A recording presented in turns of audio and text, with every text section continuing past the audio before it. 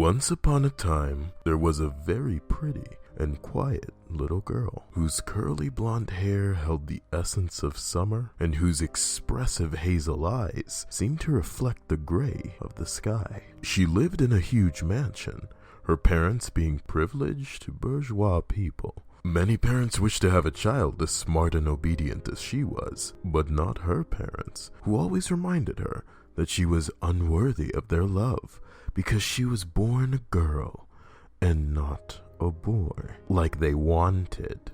They spoke to her in a very mocking tone. They beat her till bloody, and they treated her worse than they treated their servants, locking her into a small, moldy, and dark room for the rest of the week when they're very angry. She only ate scraps from their tables, and her mother always compared her to the bubonic plague, the plague that was raging in Europe at the time.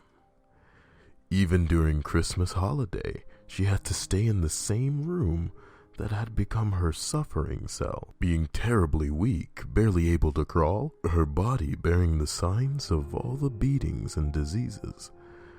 Just when she wanted to die, a minuscule and childish-looking fairy with rainbow-colored wings and a beautiful tiara with sapphire and lilac gems crowning her flowing silver locks of hair appeared in front of her, and with a voice no louder than the soft whisper of the wind, the magical creature offered to fulfill a special wish in that holy day of Christmas. The only limit was that she couldn't heal her physically or mentally, but she could wish for a good meal, maybe a new family, maybe a better life.